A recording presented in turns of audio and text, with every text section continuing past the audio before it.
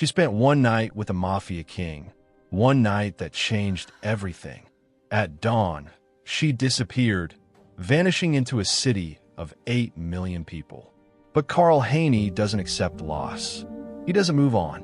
He doesn't forget. When he woke up and found her gone, he shut down the entire city to find her. Airports, streets, every camera, every criminal, every cop on his payroll. And when his enemies realized the most dangerous man in Chicago had one weakness, they decided to exploit it. This is the story of Martha Ray, the woman who ran from a king and became the reason he would burn his empire to the ground. Before we dive into this absolutely intense story, you need to subscribe right now, because what happens between Martha and Carl is the kind of obsession that doesn't exist in the real world, and you're going to want to see every second of it. Hit that subscribe button and turn on notifications, because this Mafia romance is about to get wild. Let's begin. Imagine living in a city where you're completely invisible. Not metaphorically, actually invisible. You walk down streets, and people look through you. You work jobs where your name doesn't matter. You exist in a studio apartment where no one would notice if you disappeared. That's Martha Ray's life. She's 26 years old, no family, raised in foster care, aged out at 18 with nothing. No career, just a string of minimum wage jobs that barely cover rent in a neighborhood where gunshots are background noise. No relationships, because how do you trust people when you've learned that everyone eventually leaves? Martha is the kind of person society forgets exists, until she isn't. On the other side of Chicago, in a world Martha doesn't even know exists, Carl Haney rules as the undisputed Mafia king. He's 38 years old and has spent the last 15 years building an empire through calculated violence and strategic genius. He controls the docks, the protection rackets, the drug trade, the politicians, the police. He's worth hundreds of millions, commands hundreds of men, and is feared by everyone who knows his name. But Carl Haney is also profoundly, crushingly alone. He lives in a fortress mansion with armed guards, bulletproof windows, and a private wing no one is allowed to enter. He hasn't trusted anyone since his brother betrayed him 5 years ago, nearly getting him killed. He hasn't felt calm since childhood. He carries rage like a second skin, and everyone around him walks on eggshells, terrified of triggering the violence they know he's capable of. Carl Haney controls Chicago's underworld, but he can't control the emptiness inside him.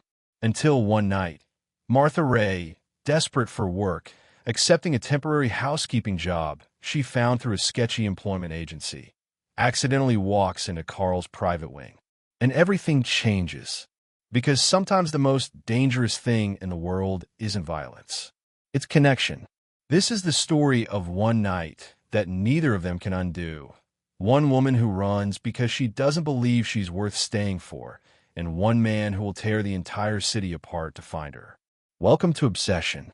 Welcome to danger. Welcome to the kind of love that destroys and builds in equal measure. Let's begin.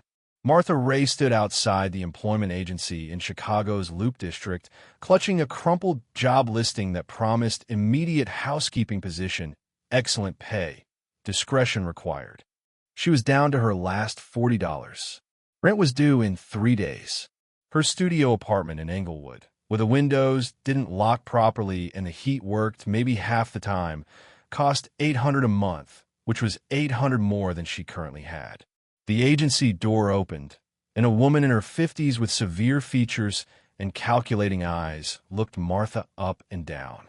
"You Martha Ray?" "Yes, ma'am." "You're late." Martha had actually arrived 15 minutes early, but she'd learned long ago not to argue. "I apologize." The woman, her name tag read, Mrs. Dalton, gestured Martha inside to a cramped office that smelled like cigarette smoke and desperation. "The position is housekeeping at a private residence," Mrs. Dalton said, pulling out paperwork. "Pays $25 an hour, cash, off the books. You work when called, no questions asked, no personal involvement with the household." $25 an hour was more than Martha had ever made in her life. "What's the catch?" Martha asked. The catch is discretion. You see things, you don't talk about them. You meet people, you forget their faces. And you absolutely, under no circumstances, enter the private wing of the residence. Clear, clear. Mrs. Dalton studied Martha with an expression that suggested she'd seen 1,000 desperate women sit in that chair. You got family? Boyfriend? Anyone who'd notice if you disappeared? The question should have terrified Martha. Instead, it just made her sad. No, no one. Perfect. Mrs. Dalton pushed the papers across. Sign here. You start tonight. The mansion was in Lincoln Park, the kind of neighborhood Martha had only seen in movies. The taxi, paid for by Mrs. Dalton, deducted from Martha's first paycheck, dropped her at a gate with security cameras and an intercom. Martha pressed the button, gave her name, and the gate opened with mechanical precision. The driveway was longer than the entire street Martha lived on. The mansion itself was modern, all glass and steel and sharp angles, with lighting that made it glow against the night sky like something from another world. A woman met Martha at the door, 30s, efficient, with the kind of beauty that came from expensive maintenance and cold discipline. You're the new housekeeper. I'm Vivian Cross, head of security. Security. For a house. Follow me, Vivian said, leading Martha through rooms that looked like they belonged in architecture magazines. You'll be responsible for the guest wing and common areas. Bedrooms, bathrooms, kitchen when the regular staff isn't here. Work efficiently, stay invisible, don't touch anything personal. In the private wing? Martha asked, remembering Mrs. Dalton's warning. Vivian stopped, turned, and her expression went ice cold. The private wing is Mr. Haney's personal space. No one enters without explicit permission. Not staff, not guests, not me. If you even approach that door, she pointed to a corridor blocked by a heavy door at the end of the hall. You're terminated immediately. Understood. Understood. Good. Vivian's expression didn't warm. You work tonight, tomorrow night, and we'll evaluate if you're suitable for continued employment. Questions? Who is Mr. Haney? Vivian smiled, and it was the kind of smile that contained no humor at all. Someone you never want to meet. Martha worked in silence that first night, cleaning rooms that were already immaculate, dusting furniture that showed no dust, maintaining a level of perfection that felt obsessive. She saw other staff, a cook who never made eye contact, 2 groundskeepers who communicated in whispered Spanish, a driver who disappeared the moment he wasn't needed. Everyone moved like ghosts, afraid to make noise. Around 2 a.m., Martha was finishing the library when she heard it. Raised voices from somewhere above. A man's voice, sharp with barely controlled fury. Then the sound of something breaking. Martha froze, listening. Silence fell again, oppressive and heavy. She finished her shift at 6 a.m., was paid $500 in cash by Vivian, who handed it over without a word, and took a taxi home as the sun rose over Chicago. Martha collapsed in her bed, fully clothed, and dreamed of glass houses and voices that sounded like rage, trying desperately to be contained. The second night was the same. Clean, stay invisible, leave. Martha saw exactly one other person the entire shift. The cook, who nodded at her once and said nothing.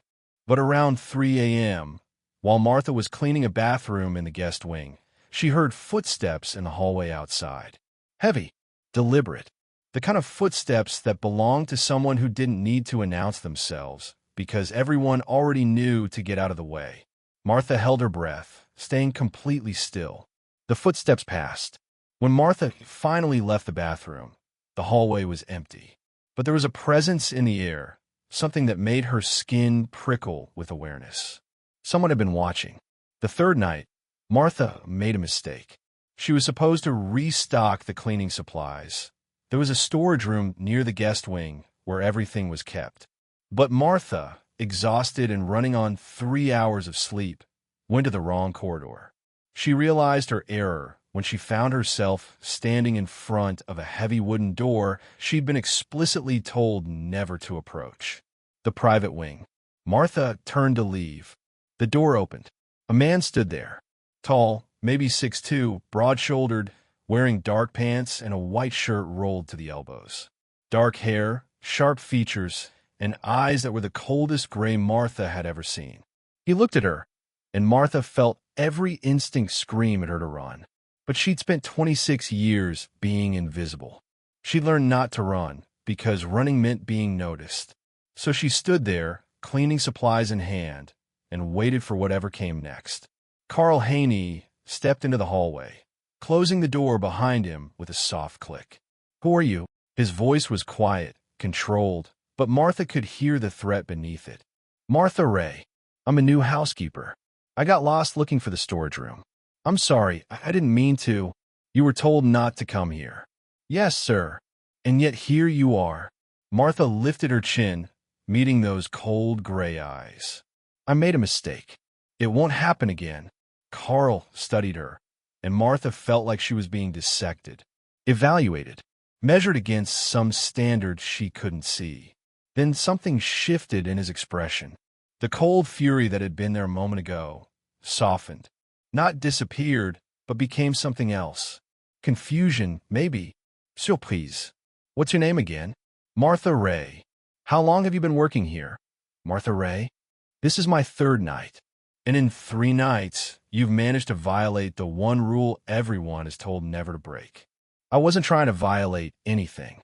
I'm just—" Martha stopped, suddenly tired of being afraid. "I'm just trying to survive, okay? I needed this job. I didn't mean to end up at your door. I'm sorry. If you want it gone, I'll go." The honesty seemed to surprise him. Carl Haney, because Martha was now absolutely certain this was the mysterious Mr. Haney, stepped closer. Close enough that Martha could see details, the exhaustion lines around his eyes, the tension in his jaw, the way his hands opened and closed at his sides as if he were fighting the urge to. "What? Hit her? Grab her?" But when he spoke, his voice was quieter. "You're not afraid." "I am," Martha corrected. "I am terrified. But I'm also exhausted and broke and sick of pretending I'm not always one bad day away from being homeless. So if you're going to fire me, fire me. If you're going to do worse, do worse. I don't have the energy to beg." The silence stretched between them. Then Carl did something Martha never expected. He laughed. It was a rough, startled sound, as if he'd forgotten how. "You're either incredibly brave or incredibly stupid." "Probably both," Martha admitted. Carl studied her for another long moment, and Martha saw something shift in those gray eyes. The cold calculation became curiosity, interest. "Come with me," he said, turning back toward the private wing. "I thought no one was allowed. I'm changing the rule. For tonight, Martha should have run, should have refused, should have done literally anything except follow a dangerous stranger into his private space. But she followed, because for the first time in her invisible life, someone was actually looking at her. And that was worth the risk. Did Martha just walk into the Mafia King's private wing, the place literally no one is allowed, because he asked nicely, "Girl, this is not how you make good life choices." But also, I'm so here for it. If you're not subscribed yet, hit that button right now, because this story is about to get intense. Drop a comment. Is Martha brave or reckless? Let me know. Okay, let's continue. Carl's private wing was nothing like the rest of the mansion. Where the guest areas were pristine and cold, this space felt lived in. Not messy. Everything was still organized with military precision, but there were signs of actual life. Books stacked on tables. A half-empty glass of whiskey. Paperwork spread across a desk. A leather jacket thrown over the back of a chair. The main room was dominated by floor-to-ceiling windows overlooking Chicago's skyline, the city lights spreading out like a galaxy of trapped stars. Carl walked to a bar in the corner, poured himself whiskey, then glanced back at Martha. "You want anything?" "I'm working," Martha said automatically. "Not right now, you're not." Carl poured a second glass anyway, held it out. "Drink or don't. Your choice." Martha took the glass, mostly because refusing felt more dangerous than accepting. Carl settled into a chair near the windows, gesturing for Martha to sit. She perched on the edge of the couch, too nervous to relax. "You're wondering why I brought you here," Carl said. "Yes. Honestly, so am I." He took a sip of whiskey, his eyes never leaving her face. "You shouldn't be here. I don't let people in this wing. Ever. Vivian probably had a surveillance alert the moment you stepped into that corridor." "Then why?" "Because when I opened that door and saw you standing there," Carl stopped, seemed to struggle with the words. "Something happened. Something I can't explain." "What?" The noise stopped. He tapped his temple. "In here, I have this constant storm. Thoughts, plans, paranoia, rage, strategies, threats. It never stops. Not when I sleep, not when I drink, not when I—" He cut himself off. "But when I saw you, for maybe 10 seconds, it went quiet." Martha didn't know what to say to that. "You think I'm crazy," Carl said flatly. "I think you're honest," Martha replied. "Which is rarer." That earned her a slight smile. "Why are you working as a housekeeper? You could do better." "Could I?" Martha's laugh was bitter. "No degree, no connections, no family. I've worked minimum wage jobs my entire adult life. This is better than most of what I've had. No family at all. Foster care. Aged out at 18 with $300 and a garbage bag full of clothes." Martha took a drink, surprising herself. "I've been invisible my whole life. This job, where I clean expensive houses for rich people who never notice I exist, it's actually perfect for me." "I noticed you," Carl said quietly. The weight of those words settled between them. "Why?" Martha asked. "I'm nobody. I'm—" "You're calm." Carl leaned forward, his gray eyes intense. "Everyone who works for me is terrified. They should be. I'm not a good man, Martha. I've done things that would make you run screaming if you knew. But you?" He shook his head. "You stood there at my door, looked me in the eye, and told me the truth. When was the last time anyone told me the truth? Maybe people would if you didn't terrify them. Maybe I need to terrify them." Carl's expression darkened. "My world doesn't allow for weakness. Trust gets you killed. Compassion gets you betrayed. Fear keeps people in line. Fear also keeps people away. Good. Away is safer. Safer for them. Or for you." Carl went quiet, studying her with an intensity that made Martha's breath catch. "What happened to you?" Martha asked. "To make you this isolated?" For a long moment, Carl didn't answer. Then, "My brother betrayed me. 5 years ago. Lucian and I built this empire together from nothing. We were a team. I trusted him more than anyone in my life." Kyle's jaw tightened. "Turns out he was working with the Russians, feeding them information, setting me up to be killed, so he could take everything we'd built." "What happened to him? What do you think happened?" Carl's voice went cold. "I don't forgive betrayal. Ever." Martha processed this. "So you killed your own brother." "I eliminated a threat." Carl met her eyes. "And before you judge me, understand that if I hadn't, I'd be dead." He gave them the layout of my security, the locations of my safe houses, the names of everyone loyal to me. The only reason I survived was because one of Lucian's contacts got cold feet and warned me. I had 20 minutes to prepare for what should have been a surprise execution. "That's why you live like this," Martha said, looking around the fortress mansion. "Why you don't let anyone close. That's why I don't trust. Period." Carl drained his whiskey. "Everyone wants something. Money, power, protection. No one just wants this." He gestured vaguely at himself. "Maybe no one knows there's a this to want," Martha suggested. "If you're always the Mafia king, always the threat, always the power, when do you get to just be Carl?" The use of his name made him flinch, as if he'd forgotten he had one. "I don't," he said quietly. "Carl died 5 years ago. Now there's just the king." Martha set down her empty glass and did something reckless. She moved from the couch to the chair beside him, close enough to see the exhaustion etched into his features. "I don't believe that," she said. "I think Carl is still in there, just buried under a lot of armor.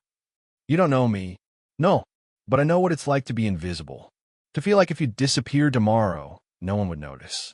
To build walls so high that even you forget what's inside them." Martha held his gaze. "You're not invisible, Carl. You're terrifying. But the result is the same. You're alone. Something cracked in Carl's expression. Vulnerability, raw and unexpected. I'm so fucking tired of being alone, he admitted, the words torn from somewhere deep. So stop, Martha said simply. It's not that simple. It is. For tonight, just stop. She reached out, hesitated, then placed her hand over his. You said I'd make the noise stop. Maybe that's worth something. Maybe for a few hours, you can just be. Carl looked at their hands, his so much larger, marked with scars Martha didn't want to know the origin of. Then he turned his palm up, fingers closing around hers. Who are you? He asked, not for the first time. Martha Ray. Nobody important. I don't believe that either. They talked until dawn. Not about mafia business or violence or danger. About everything else. Carl told her about growing up poor on the South Side, watching his mother work 3 jobs to keep them fed, about being smart enough to see opportunities others missed, about building an empire not because he wanted power, but because he wanted to never be powerless again. Martha told him about the foster homes, some kind, most not, about learning to make herself small, unnoticed, because being seen meant being vulnerable, about the mother superior at the group home who taught her to read, the only person who ever made Martha feel like she might matter. What happened to her? Carl asked. Died when I was 16. Heart attack at her desk. Martha's voice went soft. I found her. She'd been filling out college scholarship applications for me. Thought maybe I could be the one who got out. Did you apply? No. Seemed pointless without her pushing me. Martha shook her head. Stupid, right? Someone tries to give you a future and you just don't take it. You were 16 and just lost the one person who believed in you, Carl said. That's not stupid. That's grief. The understanding in his voice made Martha's eyes burn. Somewhere around 4 a.m., they'd migrated from chairs to the floor, sitting with their backs against the couch, shoulders touching. This is insane, Martha said. I shouldn't be here. Probably not. You're dangerous. Definitely. I should be terrified. Are you? Martha thought about it honestly. No, I don't know what I am, but not terrified. Carl turned his head, close enough that Martha could feel his breath. I haven't talked to anyone like this in 5 years. Maybe ever. Why me? I don't know. But I'm glad it was you. When Carl kissed her, it was gentle, questioning, as if asking permission. Martha answered by kissing him back, and gentleness transformed into desperation. They moved to the bedroom, Carl's private space, where sunlight was just beginning to filter through blackout curtains. And what followed was intense and careful and desperate all at once. 2 lonely people finding something in each other they'd been missing their entire lives. Afterward, lying tangled in sheets more expensive than Martha's monthly rent, Carl held her like she was something precious he was afraid might disappear. Stay, he murmured against her hair. I have to work, Martha said, though she didn't move. Not for me. You're not staff anymore. Then what am I? Carl pulled back enough to look at her, his gray eyes serious. Mine. If you want to be. Martha should have questioned that. Should have asked what it meant, what the rules were, what came next. But exhaustion and connection and the overwhelming feeling of finally being seen made her simply answer, yes. They fell asleep as sunlight filled the room. 2 people who'd been alone for so long they'd forgotten what it felt like to be held. Martha awoke disoriented, not recognizing the room, the bed, the expensive sheets. Then memory flooded back, and her chest tightened with a mix of emotions she couldn't name. Carl was still asleep beside her, his face relaxed in a way that made him look younger. Vulnerable. Martha carefully extracted herself from his arms, found her clothes, dressed quietly. She should stay. Carl had asked her to stay, but panic was starting to creep in. What did I just do?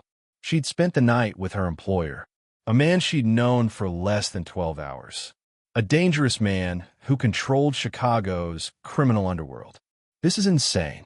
I need to think. I need space. Martha found a bathroom, splashed water on her face, tried to calm her racing thoughts. Through the window, she could see Chicago waking up, the city where 8 million people lived and worked and survived. Where was she supposed to fit into Carl's world? When Martha returned to the bedroom, Carl was still sleeping. She stood in the doorway, watching him, and felt something sharp in her chest. He asked me to stay. He said I was his. But doubt was creeping in. Martha had spent 26 years learning that good things didn't last, that hope was dangerous, that trusting people only led to pain. What if this was just one night? What if he wakes up and regrets it? Martha decided to give him space. Let him wake up naturally, figure out what he wanted to say. She'd go down to the kitchen, maybe make coffee, try to act normal. She quietly left the private wing. Vivian Cross was waiting in the hallway. Martha stopped, her heart dropping.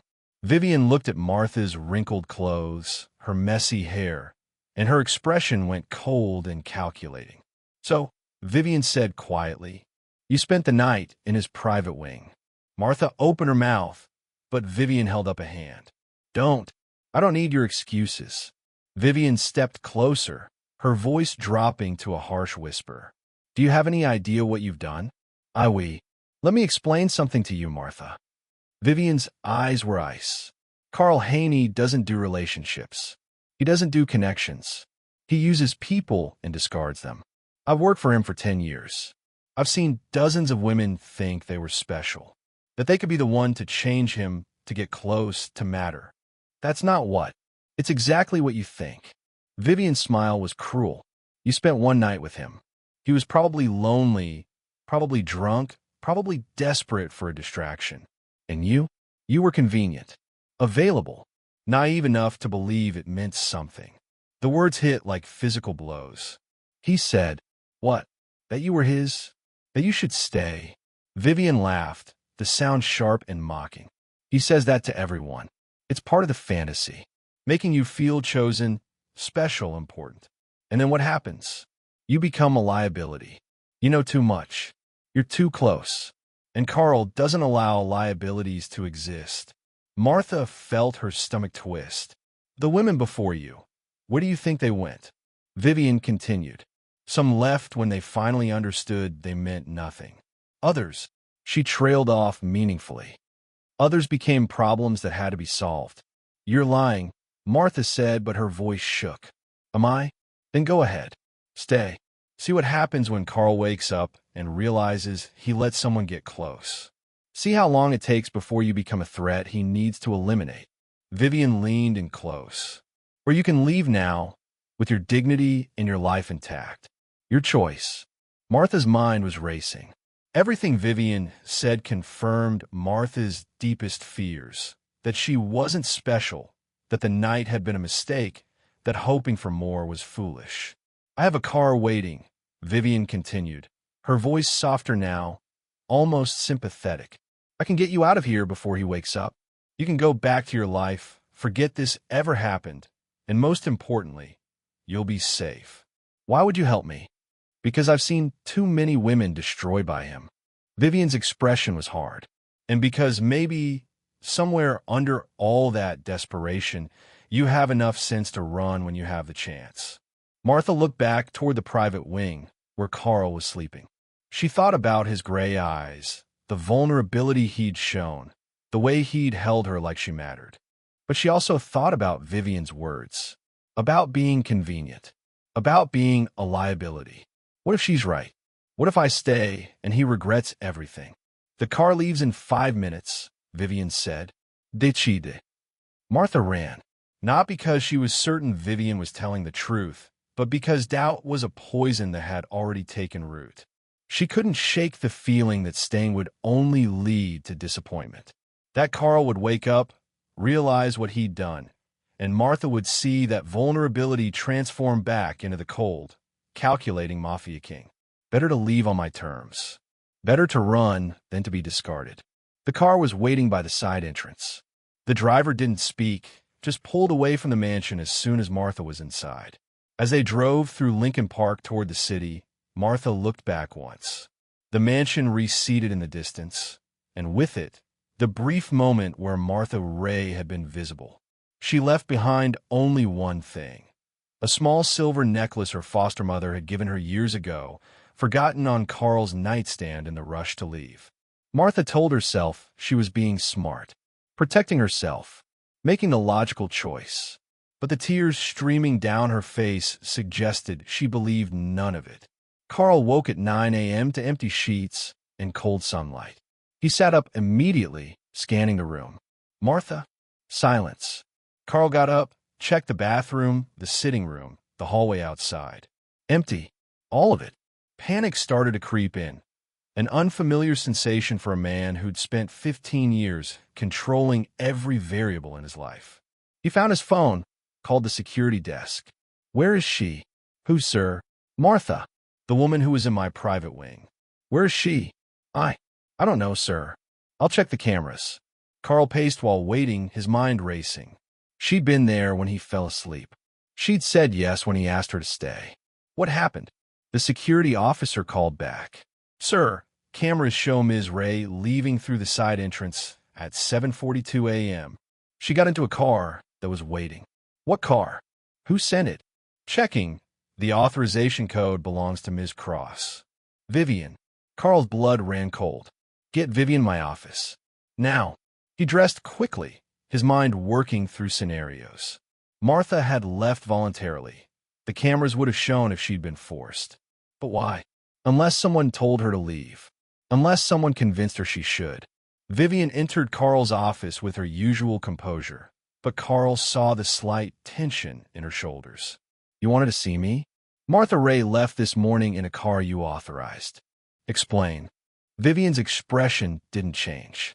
The girl was clearly uncomfortable. I offered her transportation home. She accepted. What did you say to her? Nothing but the truth. Vivian held his gaze.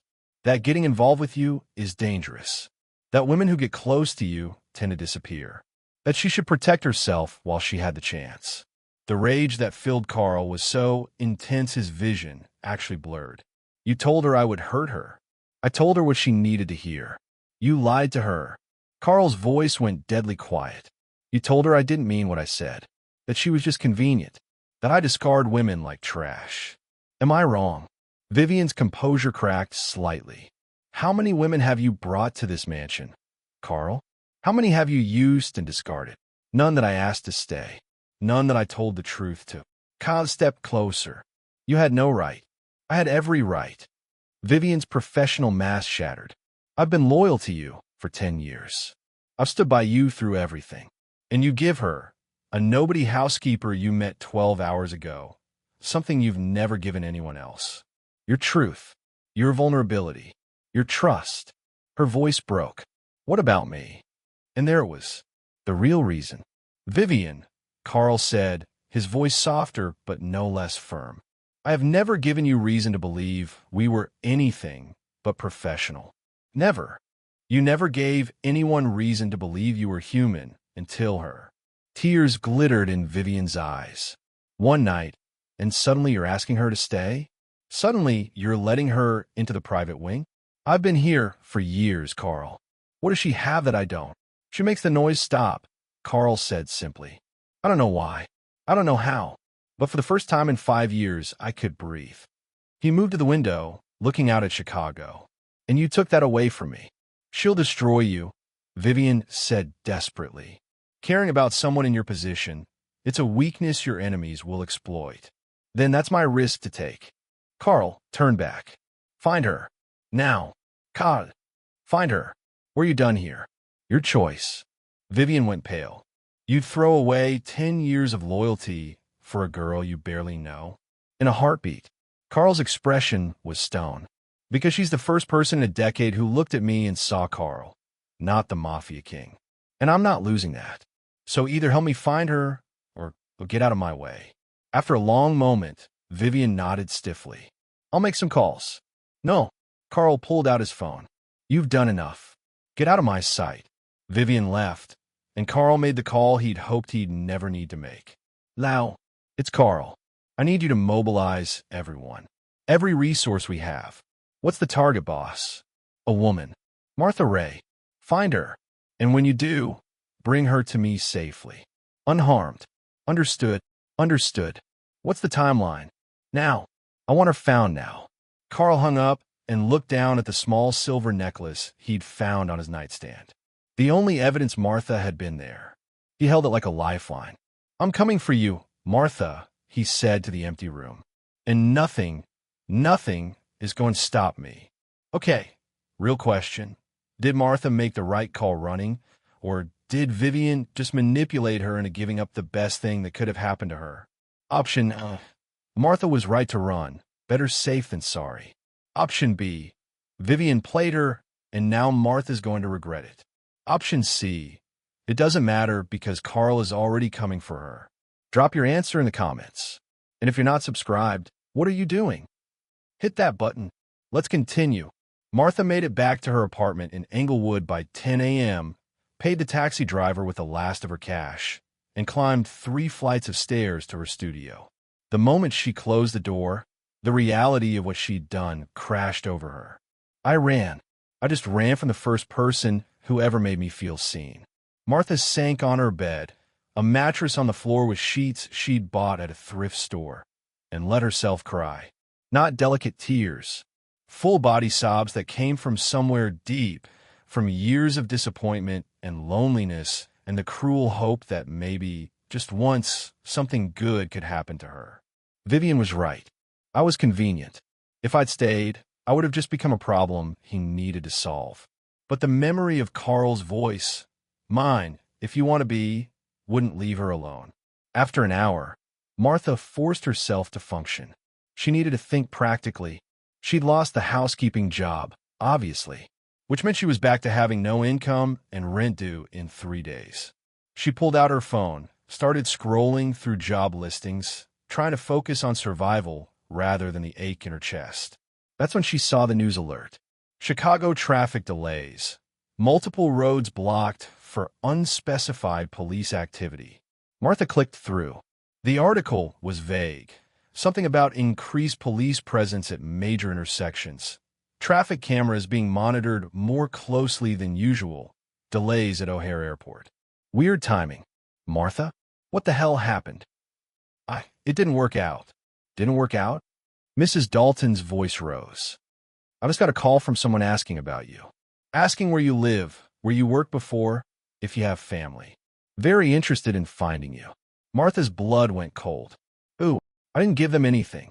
I'm not stupid. But Martha, whatever you did at that house, whoever you pissed off, you need to disappear. Now, I didn't do anything wrong. Doesn't matter. These people don't play games. Get out of Chicago if you can. Change your name. Whatever it takes." Mrs. Dalton paused. "I'm deleting your file. This conversation never happened. Good luck." She hung up. Martha stared at her phone, panic rising.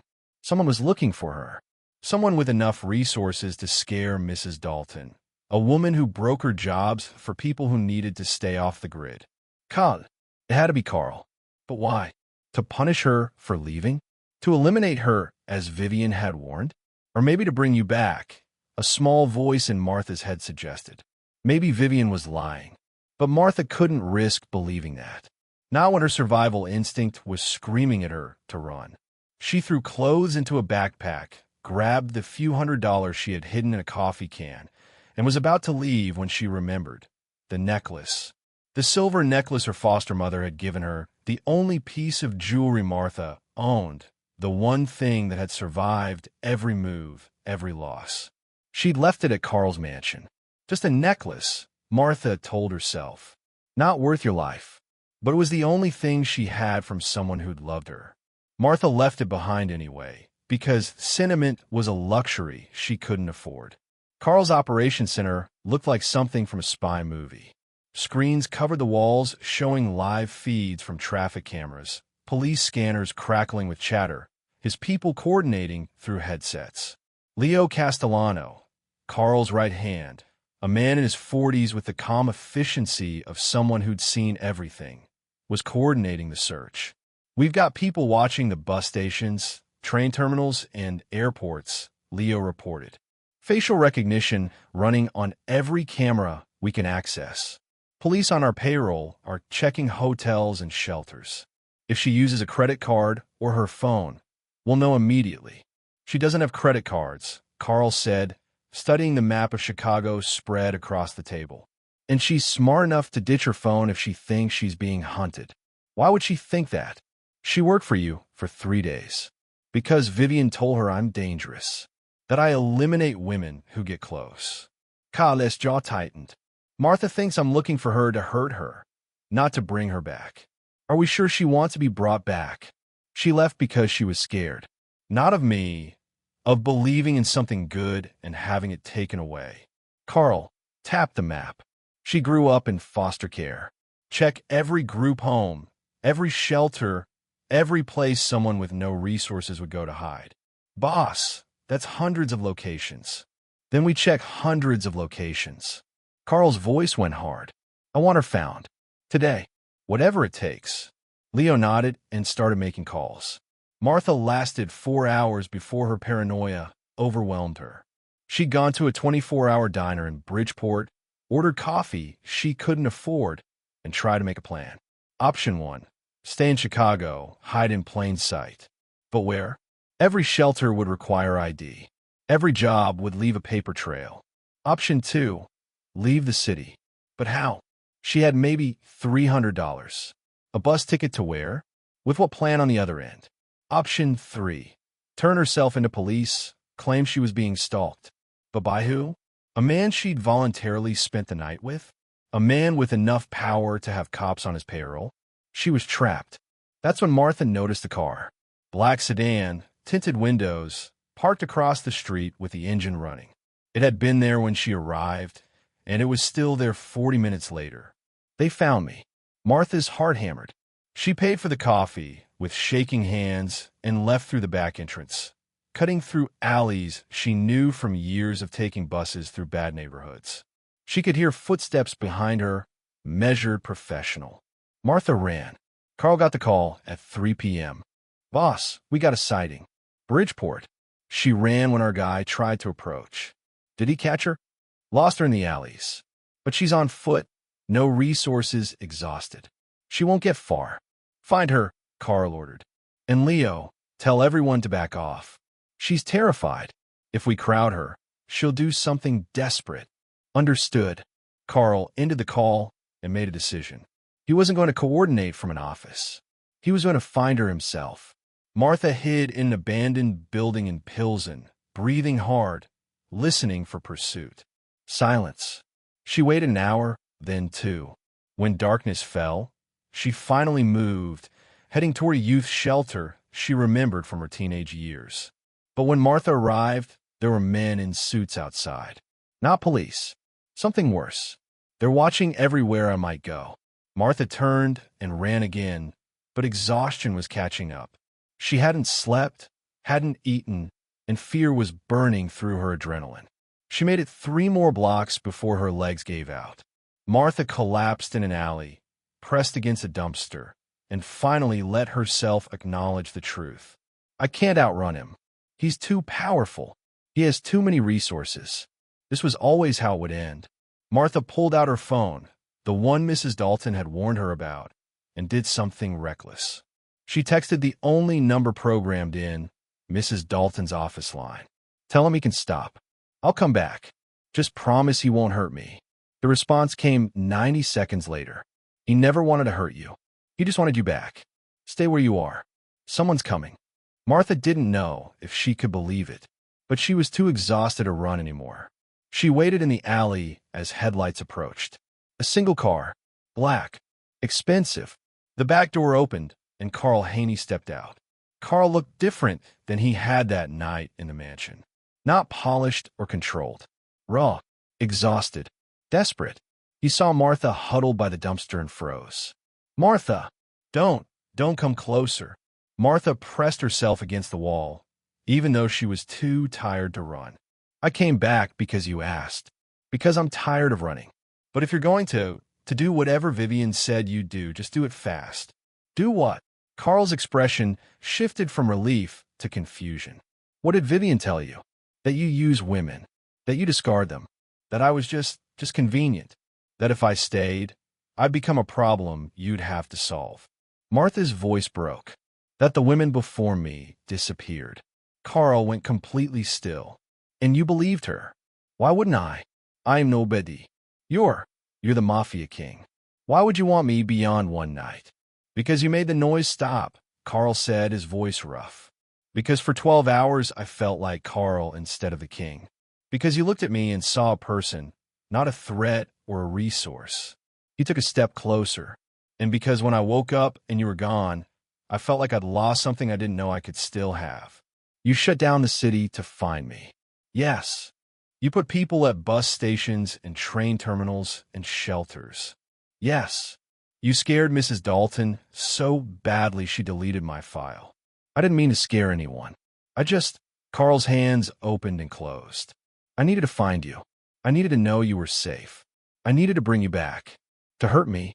Jesus, Marta, no. To keep you. Carl's voice rose with frustration. To protect you. To prove that whatever Vivian said was a lie. I don't use women and discard them. I don't make people disappear. I've been alone for 5 years specifically because I don't let people close enough to hurt. Then why me? I don't know. Carl's control shattered. I don't know why you. I don't know why that night. I don't know why you're the one person who makes me feel human again. But you are. And when you left, when I thought you were gone because you believed I'd hurt you, his voice broke. I would never hurt you, Martha. Never. Martha wanted to believe him. God, she wanted to believe him so badly it physically hurt. How do I know you're telling the truth? Because I'm here. Alone. No guards, no backup, no weapons. Carl spread his hands. I'm vulnerable in ways I've never allowed myself to be. Because you matter more than my safety. You matter more than my control. You matter more than anything. That's insane. Probably. But it's true. Carl took another step closer, slow and careful. Martha, I understand why you ran. Vivian is good at her job. She knows how to manipulate fear. And you've been hurt before. You've learned not to trust good things. But I'm asking you to trust me anyway. What if you change your mind? What if tomorrow you wake up and realize this was a mistake? Then I'll spend every day proving it wasn't. Carl was close enough now to reach out, but he didn't touch her. I'm not asking for forever. I'm asking for a chance. One more night. One more conversation. One more moment where we both stop being alone. Martha looked at him, really looked. She saw exhaustion that matched her own. Desperation that mirrored what she felt. And something else. Hope. The same fragile, terrifying hope that Martha had been running from. Vivian said women who get close to you disappear, Martha whispered. Vivian Leet. The only woman who's been close to me in 5 years is standing in front of me right now. And I'm begging her to stay. The word begging broke something in Martha. Carl Haney, the Mafia king, was begging. If I come back, Martha said slowly, what happens? Whatever you want. You want to stay in the mansion, you stay. You want your own place with security, I'll arrange it. You want to keep working, fine. You want to do nothing, also fine. You set the terms, Martha, not me. Why would you give me that power? Because you already have it. Carl's smile was sad. You've had it since the moment I opened that door and saw you standing there. You just didn't know it. Martha's exhaustion, fear, and hope collided into a decision that was probably stupid, definitely reckless, but felt more right than anything she'd done in years. Okay, I'll come back. But Martha held up a hand. If Vivian is still there, I can't. I can't be around someone who actively tried to destroy this before it even started. Vivian is gone. I fired her this morning. You fired your head of security for me? I fired someone who betrayed my trust and hurt someone I care about. There's a difference. Carl finally closed the distance, his hands gentle on Martha's arms. Come back with me. Let me prove this is real. Martha nodded, too exhausted for words. Carl pulled her into his arms, and Martha felt something inside her finally relax. Not completely, trust would take time, but enough to believe that maybe, just maybe, she'd found something worth the risk. They drove back to the mansion in silence. Martha dozed against Carl's shoulder, and he held her like she might vanish again if he let go. Leo was waiting when they arrived. Boss, Ms. Ray. He nodded at both. Glad you're safe, ma'am. Thank you, Martha said. Leo, Make sure everyone knows Martha is under my personal protection, Carl said. Anyone who threatens her, approaches her wrong, even looks at her sideways, they answer to me directly. Understood. Carl led Martha back to the private wing. Everything looked the same, but felt different. Safer. You should sleep, Carl said. Real sleep. We can talk more tomorrow. Will you stay? Martha asked. If you want me to. Ido. They lay down together, fully clothed, exhausted beyond anything physical. And as Martha drifted off, she heard Carl whisper, "Thank God I found you." Martha didn't know if she believed in God, but she believed in second chances. And this felt like one. Okay, so Carl literally shut down an entire city, mobilized his whole organization, and personally went hunting through alleys just to find Martha and tell her he's not evil. That is either the most romantic or most terrifying thing I've ever heard. Maybe both? If you're not subscribed, yet I'm genuinely confused about what you're doing with your life, hit that button, drop a comment. Team Carl or Team Martha should run far away. Let me know. 3 more chapters to go. Victor Molina sat in his office in Chicago's Ukrainian village, watching security footage with great interest. On the screen, Carl Haney's mansion, the increased security presence, and most importantly, a woman being escorted inside by Carl himself, his arm around her like she was something precious. Rewind that, Victor ordered. His tech specialist complied, playing the footage again. Carl's expression when he looked at the woman was unguarded, soft, human. Who is she? Victor asked. Martha Ray, 26, no criminal record, foster care background, was working as a housekeeper at Haney's mansion.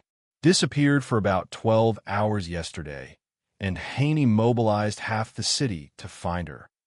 Victor leaned back, mind working. He'd been trying to find a weakness in Carl Haney's armor for 3 years. The man was too careful, too controlled, too protected by layers of security and paranoia. But this woman? This nobody is a housekeeper. Carl had shut down traffic, called in favors, shown his hand publicly. That's his weakness, Victor said with satisfaction. Sir, Haney has never cared about anyone. He's been machined for years. But this woman? Victor tapped the screen. He mobilized resources for her. He showed desperation. That means she matters. And if she matters to him, she's leverage against him. You want us to take her? Not yet. Let him get comfortable. Let him believe she's safe. Victor smiled, cold and calculating. Then we'll remind Carl Haney why caring about people in this business is a fatal mistake. Martha spent the next 3 days in a surreal bubble. She wasn't working. Carl made that clear. She was a guest, not staff. And slowly, carefully, they were learning how to exist in each other's space. Carl had business to handle. Phone calls in Russian and Italian that Martha didn't understand, meetings with men who arrived in expensive cars and left quickly. But every few hours, he'd find Martha and just check in. You okay? Do you need anything? Want to have lunch with me? It was such a stark contrast to the isolated Mafia king from that first night that Martha struggled to reconcile the two versions. You're different now, Martha observed on the 3rd day. They were in the mansion's library, a room filled with books Carl admitted he rarely used but couldn't bring himself to get rid of. Different how? Lighter, like you're not carrying as much weight. Carl considered this. Maybe because I'm not carrying it alone anymore. I'm not doing anything. You're here. That's everything. Carl pulled her close. 5 days ago, I was alone in this fortress, drowning in paranoia and rage. Now I wake up and you're there, and the world feels possible. That's not nothing, Martha. What if your enemies find out about me? They will eventually. There's no hiding anything in this city. Carl's expression darkened. But I'll protect you. Whatever it takes. Even if it costs you. Especially if it costs me. Martha kissed him, and what started soft quickly became desperate. They'd been careful with each other, both aware they were building something fragile. But need was winning over caution. Martha, Carl pulled back, breathing hard. If we do this, if we really do this, you need to understand what you're choosing. My life is dangerous. My enemies are ruthless. Being with me makes you a target. I know. And you're still choosing this? I'm choosing you. The rest we'll figure out. That night, Leo came to Carl's office with troubling news. Boss, we've got movement from the Molina organization. Victor's people have been asking questions about Ms. Ray. Carl's blood went cold. What kind of questions? Background, patterns, places she goes. They're building a profile. He knows, Carl said flatly. Looks like it. Carl stood, walked to the window, looked out at Chicago. Victor Molina had been a thorn in his side for years. Ambitious, cruel, and smart enough to be dangerous. If Victor knew about Martha, he'd use her. That's what enemies did. Double her security, Carl ordered. She doesn't leave this property without armed escort. And Leo, I want eyes on every Molina property. If Victor makes a move, I want to know before it happens. And if he does make a move, then we remind him why I've stayed on top for 15 years. Martha noticed the increased security immediately. More guards, more cameras. Carl's increased tension. What's happening? She asked that night. Carl hesitated, clearly debating how much to tell her. One of my rivals knows about you. And that's bad. That's dangerous. Victor Molina. Carl struggled for words. He's everything I'm minus the control. Violent, ambitious, and he doesn't care about collateral damage. You think he'll come after me? I know he will. It's what I'd do if our positions were reversed. Carl pulled Martha close. But I won't let him touch you. I promise. Maybe I should leave. Go somewhere far away until this blows over. No. Carl's voice was fierce. That's what he'd want. To separate us. Make you vulnerable. You're safest here with me. Even if being with you is what put me in danger in the first place. Yes. Because being without me means you're unprotected. At least here, you have everything I can give you. Martha wanted to argue, but she also understood the logic. Running had nearly destroyed her last time, and she was tired of running. Okay, I stay. But Carl, teach me how to defend myself. I can't just hide behind guards forever. Martha, please. I need to feel like I'm not helpless. Carl studied her, then nodded. Okay, starting tomorrow, you learn. Victor made his move 5 days later. Not against Martha directly. That would be too obvious, too crude. Instead, he hit Carl where it hurt most, his operations. A shipment at the docks, $2 million in electronics, was seized by police. Victor had paid off. 2 of Carl's legitimate businesses were raided by federal agents investigating financial irregularities. 3 of his key lieutenants were arrested on old warrants that had suddenly been prioritized. All in one day. The message was clear. I can make your life very difficult. And underneath it all, give me the girl, and this stops. Carl never even considered it. Instead, he escalated. That night, 3 Molina properties burned. Not occupied. Carl didn't kill indiscriminately, but valuable enough to hurt. The gang war everyone had feared was beginning. And Martha Ray, the woman who'd just been trying to survive, was at the center of it all. Martha had been learning self-defense from Carl's personal instructor for 2 weeks when it happened.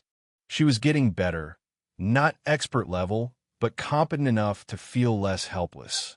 She could throw a punch without breaking her thumb, could escape basic holds, knew where to aim to incapacitate an attacker. But all the training in the world didn't help when the attack came from an angle she never expected. It was supposed to be a simple trip to the doctor. Martha had been feeling off, headaches, exhaustion, nausea. Carl insisted she get checked out, arranged for his personal physician to do a house call. But Martha, still adjusting to her new life, insisted on going to a regular clinic. I'm not an invalid, she'd argued, and I need to feel normal sometimes. Carl agreed reluctantly, with conditions. Armed escort, secured vehicle, pre-screened location. The clinic was in Gold Coast, affluent and safe. Or so they thought. Martha was in the examination room when she heard the first gunshot. Then screaming. The doctor's face went white. Get down. But the door burst open before Martha could move. 3 men. Armed. Professional. They weren't there to kill. They were there to take. Martha Ray, The lead man's Russian accent was thick. "You're coming with us." Martha backed against the wall. No, wasn't a request. One of Carl's guards appeared in the doorway, weapon drawn. The Russians shot him. Martha screamed. "Your choice," the Russians said calmly. "Come quietly, or we shoot everyone in this clinic and take you anyway." Martha thought of the terrified patients in the waiting room, the elderly receptionist, the young nurse. She raised her hands. "Okay, just don't hurt anyone else." Smart girl. They zip-tied her hands, threw a hood over her head, and Martha's world went dark. Carl knew something was wrong when the security check-in didn't come. Every 15 minutes, his men were supposed to confirm all clear. When 20 minutes passed with silence, Carl's instinct screamed. He called the team leader. No answer. He called backup station nearby. They arrived at the clinic to find chaos. Police, ambulances, 2 dead guards, and Martha gone. Leo called Carl with the news, and the silence on the other end was somehow worse than rage would have been. "Boss, find Victor Molina," Carl said, his voice dead calm. "And prepare everything. All of it. Sir, if we go to war. We're already at war." Victor just made sure of that. Martha was taken to an abandoned factory in Cicero, the kind of place where screams wouldn't carry and bodies were easy to dispose of. They removed the hood, but left her hands tied, depositing her in what looked like a repurposed office space. Armed guard stationed outside. She waited in terrified silence for maybe an hour before Victor Molina entered. He was older than Carl, maybe mid-40s, with the kind of hard features that came from decades of violence. But his suit was expensive. His watch cost more than Martha's entire former life, and he moved with the confidence of someone who'd never lost. "Martha Ray," Victor said, pulling up a chair to sit across from her. "The woman who tamed Carl Haney. Quite an achievement." "I didn't tame anyone." "No? Then why did he shut down the city to find you? Why did he escalate a gang war over a series of business disruptions? Why did he make you the single most important thing in his life?" Victor smiled. "That sounds like taming to me. What do you want?" "What I've wanted for 3 years. Carl Haney's empire. His territory, his connections, his position as Chicago's king." Victor leaned forward. "And you're going to help me get it?" "I won't. You already are. Just by existing. Carl will come for you. He has no choice. And when he does, he'll walk into a trap he knows is a trap because he can't not try to save you. That's what love does, Ms. Ray. It makes smart men stupid. He won't trade his empire for me. Won't he?" Victor's smile widened. "Let's find out." He pulled out a phone, dialed, put on speaker. Carl answered on the first ring. "Victor." "Carl, I have something of yours." The pause that followed was heavy. "If you've heard her, she's fine. For now. But her continued well-being depends entirely on you. Name your price. Everything. Your territory, your operations, your crown. You walk away from Chicago entirely, and the girl lives. You know I can't do that. Then she dies. Slowly. And you'll know it was your pride that killed her." Martha could hear the barely controlled rage in Carl's voice when he spoke again. "Where?" "The old steel mill on the south side. You know the one. Come alone, unarmed, at midnight tonight. And Carl, I'll know if you try anything. My men have orders to execute her the moment they detect your security forces. I'll be there." Victor hung up, looking satisfied. He's going to try something. They always do. But with this many variables, something will go wrong. And when it does, he looked at Martha. "You'll be the first casualty. Nothing personal. Just business." Carl assembled his team with cold precision. "He wants me alone and unarmed at the steel mill. He'll have dozens of men there. It's designed to be impossible. So we don't play by his rules," Leo suggested. "We hit him now before midnight. Rescue Ms. Ray and eliminate Victor simultaneously. He'll kill her the moment we breach. He's counting on me trying something tactical." "Carl paced. No, I have to go in exactly as demanded. Alone. Unarmed. Boss, that's suicide. That's the only way Martha survives." Carl looked at his assembled team. Men who'd followed him for years, who trusted his judgment. "But I need you ready. Positioned but hidden. If I can create an opening, you move. Fast. And if you can't, then you avenge us both. The abandoned steel mill loomed against the night sky like something from a nightmare. Rusted metal, broken windows, the smell of decay and old industry. Carl arrived at midnight exactly, driving himself in an unmarked car. He parked in a massive empty lot and stepped out, arms raised to show he was unarmed. Floodlights kicked on, blinding him momentarily. When his vision adjusted, he saw Victor's men, at least 30 of them, positioned at every exit, every elevated position, every tactical advantage. And in the center of the main floor, tied to a chair, Martha. Carl's chest tightened. She was alive, conscious, terrified, but unharmed. Victor emerged from the shadows, smiling. Carl Haney, the king, coming to kneel.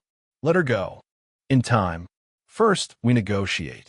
Victor gestured, and two of his men grabbed Carl, patting him down, confirming he was unarmed. You understand the position you're in? I understand you made a tactical error. Really? Enlighten me.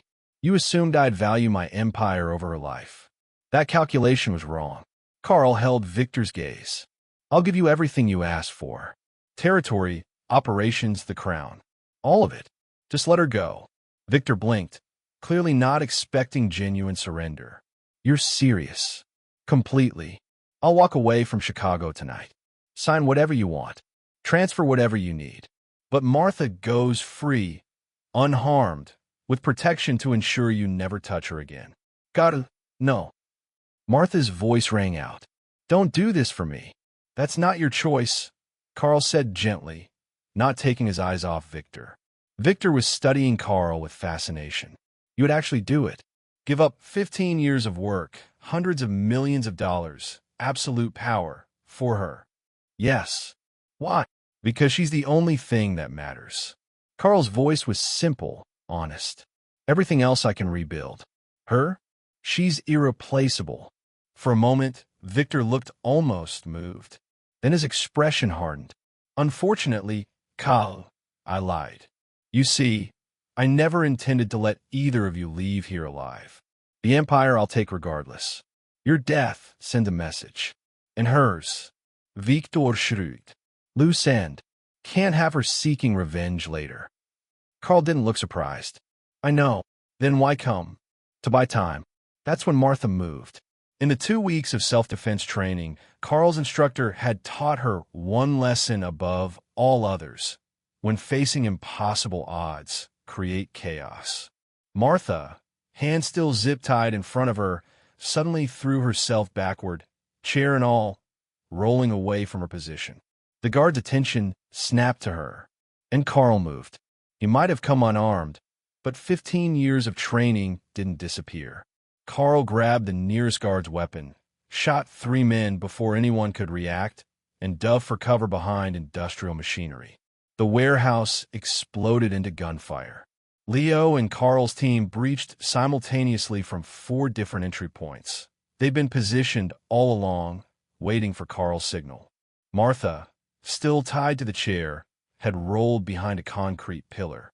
She worked frantically at the zip ties, using the edge of broken metal to saw through them. Carl fought through Victor's men with brutal efficiency, moving toward Martha's position. Victor had taken cover on the elevated catwalk, shouting orders, trying to regain control of the chaos. Martha got one hand free, then the other. She stood just as one of Victor's men spotted her, raising his weapon. Carl appeared from nowhere, putting himself between Martha and the gunman, taking the bullet meant for her.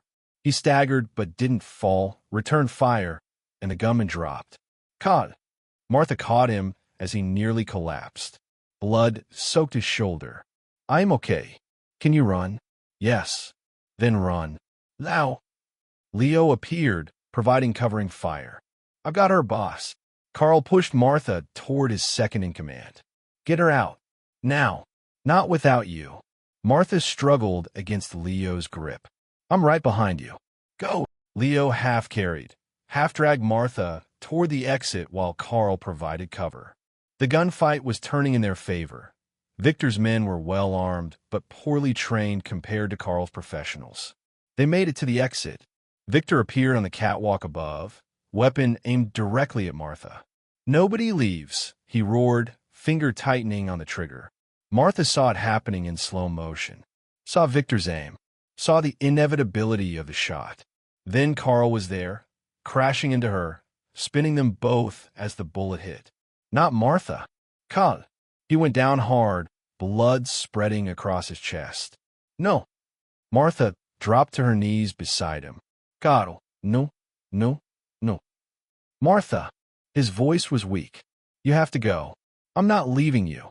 You have to. Martha looked up at Victor, still on the catwalk. Looked at the weapon one of Carl's fallen guards had dropped near her feet. She'd learned to shoot. Not well, but enough. Martha grabbed the gun, aimed, and fired. The first shot went wide. The second hit Victor's shoulder, spinning him. The third. Victor fell from the catwalk, hit the ground below, and didn't move. The warehouse went silent. Leo and the remaining team members secured the area while Martha turned back to Carl. "Stay with me," she begged, pressing her hands to his chest wound. "Please, Carl, stay with me." Always dramatic, Carl managed, coughing blood. "Making me prove how much I care. You're not dying. You're not allowed to die. Not planning to." His hand found hers, squeezed weakly. "But Martha, if I do..." "Don't. If I do," he continued stubbornly, "everything's yours. The Will's and Leo's safe. You'll be protected, provided for, untouchable. I don't want your money. I want you." Carl smiled through obvious pain. "Then I guess I better survive." Carl underwent emergency surgery at a private hospital, one of many businesses he owned through various shells. The bullet had missed his heart by centimeters, punctured a lung, caused massive internal bleeding. The surgeons worked for 8 hours. Martha sat in the waiting room the entire time, still covered in Carl's blood, refusing to change or rest or do anything except wait. Leo sat with her. "He's going to make it. Boss is too stubborn to die. He took a bullet for me. He'd take 100 bullets for you." Leo's expression was sincere. "I've worked for Carl for 12 years. I've never seen him care about anyone the way he cares about you. I brought this on him. Victor targeted him because of me.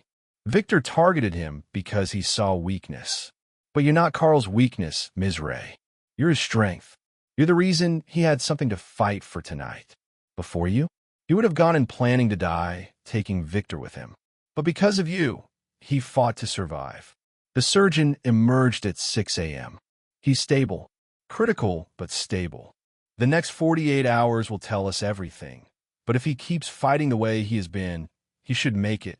Martha started crying then. Relief and exhaustion and fear all colliding. Carl woke 3 days later to find Martha asleep in the chair beside his hospital bed, her hand wrapped around his. "Martha," he croaked. She jolted awake. "Carl, oh my God, you're awake." She hit the call button for the nurse, then turned back to him, tears streaming. "You scared me. You died for like 30 seconds during surgery. They had to restart your heart, and I thought, I'm okay." His voice was weak, but steady.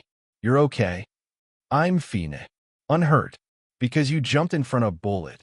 Would do it again. Don't you dare." Martha leaned close, careful of his injuries. "Carl Haney, you're not allowed to die for me. Ever. Understood, bossy? I mean it." Carl smiled, then winced at the pain. "Victor. Dead. I shot him. I shot him. 3 times.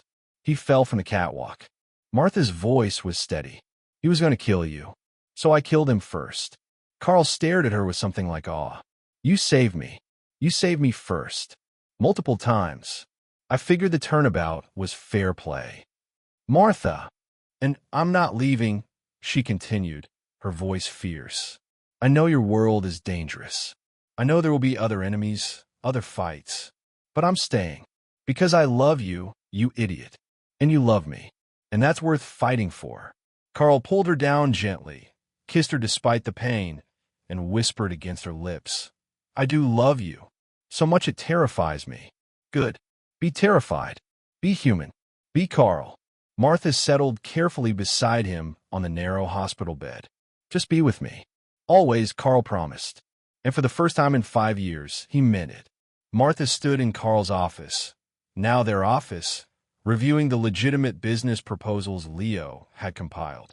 Carl was recovering well, still moved carefully, still had scars that would never fully fade, but alive, whole, and different. The fortress mansion had become a home. The paranoia had softened to healthy caution. Carl still ran Chicago's underworld, but with Martha at his side, he'd started shifting resources toward legitimate ventures.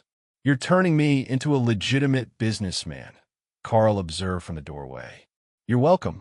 Martha didn't look up from the proposals. "And you love it. Admit it. I love you. The business is secondary." Martha turned, smiled. "Smooth." Carl crossed to her, pulled her close. "Victor's territory has been absorbed. The Russians backed down after I proved we weren't weak. The city's stable. And you," he kissed her forehead, "are untouchable. Because you made me queen. Because you earned it." Carl's expression was serious. "Everyone knows what you did. That you fought beside me, saved my life, took down Victor. You're not just my weakness anymore, Martha. You're my strength. And no one in Chicago is stupid enough to forget that.